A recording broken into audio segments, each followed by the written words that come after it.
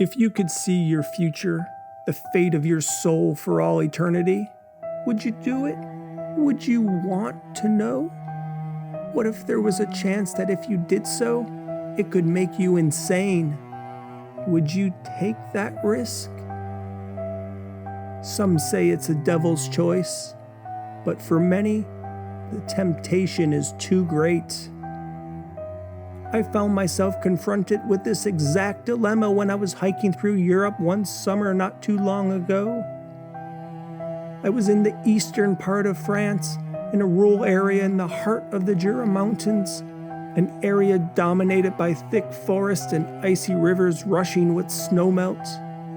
That's when I had, I guess you could call it, a vision. It felt like I was being called, actually, like someone or something was directing me to a shop, a pipe craftsman, Pipes by Claude. You won't find Pipes by Claude on any map, not a recent one anyways. Many go looking for Claude's, but most won't find it. Outside Claude's front door, ivy has overgrown everything. Nature has even reclaimed the once rutted dirt road that stood in front of the establishment. Repossessed by time, it's as if Pipes by Claude never existed. But for those who have faith and find his shop, step inside and you'll be transported back to the mid-1800s, the time when Claude first hung a shingle advertising his special briarwood pipes. Claude's pipes don't look anything special to the naked eye. With their horn mouthpiece and unpolished wood that shows file marks, Claude's pipes look downright haggard compared to the shiny brown lacquered finished ones that sold for 10 times the price. In this area of France, ironically named Saint-Claude, though that was not the town's original name, it was once the pipe-making capital of the world, producing the most sought-after handmade pipes. But then, as smoking tobacco out of pipes went out of fashion, so too did the once bustling pipe makers of Saint-Claude. But not Pipes by Claude, however. Claude continued filing and shaving his pale golden wood, just as he's done since the 1800s. The way his hands move when they carve a pipe in a lathe, it looks like he's spinning golden yarn. His fingers dance with the finesse of someone who's mastered his craft over more than a century. Inside Claude's shop, time doesn't exist. Some say it's a gift of God. Others say Claude made a deal with the devil and that his pipes produce smoke from hell. Some even go so far as saying Claude is the devil, having traded his horns for a set of wood-carving tools. To find Claude's shop, you need to be called, like I was. It's hard to describe, but you know it when it happens. It's almost like getting an invitation that only you can read. It was Christian pilgrims who were Claude's first customers. They were the ones who discovered the secrets of his pipe. They called it being touched. You see, the city of Saint-Claude was founded by monks in the 5th century. Eventually, it became a pilgrim site 2 centuries later, after the death of St. Claudius. And as the pilgrims passed through the area, local craftsmen would sell their wooden creations. At first, it was toys for children, but eventually, the area became known for their pipes, and that's what the pilgrims bought. But Claude's pipes were special, different than all the others. Word quickly spread amongst the pilgrims about Claude's pipes. At first, people were unsure what to make of the talk. It was mostly chatter, gossip even, and many of the people who talked about Claude's pipes were clearly insane. They would ramble about their place in heaven. Others turned to murder and mayhem after smoking from one of Claude's pipes. They said they were destined for hell. But a few of the pilgrims seemed of sound mind, and they said they had the most curious experience happen to them after smoking tobacco from one of Claude's pipes.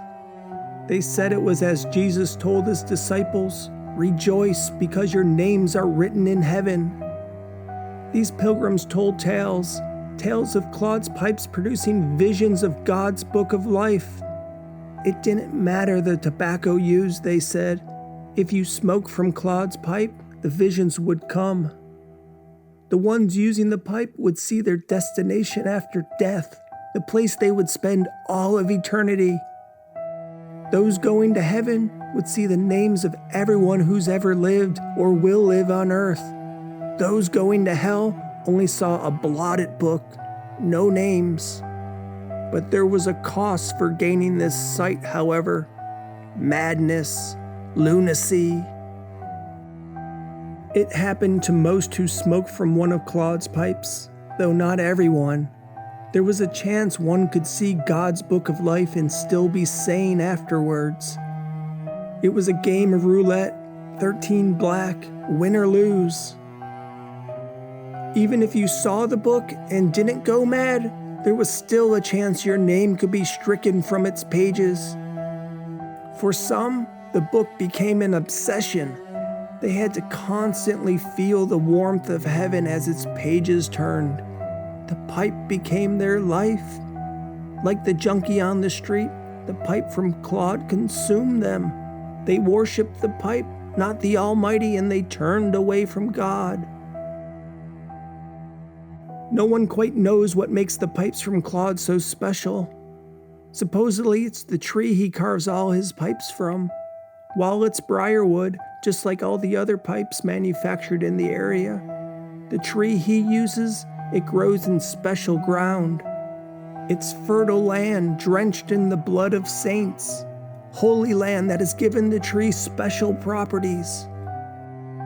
Claude will cut off a branch from the tree to carve it into a pipe, and what he cuts is regrown, practically overnight. One tree, thousands of pipes. As the pipe smoking craze boomed and attention was brought to the city of Saint-Claude, word got out about these most mysterious pipes. Suddenly, the buyers of Claude's pipes were no longer pious pilgrims. Now it was non-believers and wicked men who purchased pipes from Claude. Most of these atheists were not ready for the experience, not prepared to see the book of God in their place for all eternity. Insanity spread like a virus. Area mental hospitals began to overflow. In padded rooms, men in straitjackets babbled about smoking out of a special pipe. This was the beginning of the end for Claude's normal business operations. Not only was the heat from the French authorities starting to come down, but Claude grew distraught over what was happening. He didn't craft his pipes for cheap thrills. He wanted to bring the religious closer to God, and this was becoming an exceedingly difficult thing to do.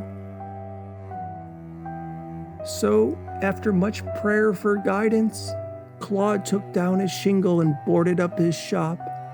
He let the world pass him by. The shops around him closed soon after, as pipe smoking became less fashionable. The street was abandoned and nature took back her possessions. It was as if Claude's shop never existed. Yet Claude remained. Inside his doors, his shop never changed.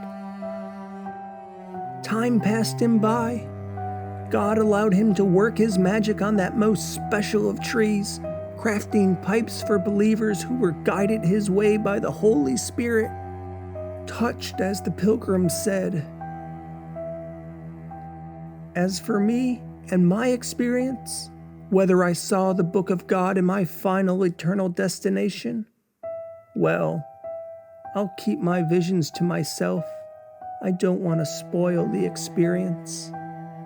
Did Claude's pipes make me insane? Well, what do you think? Would you say I'm of sound mind? Would an insane person tell a tale such as I told?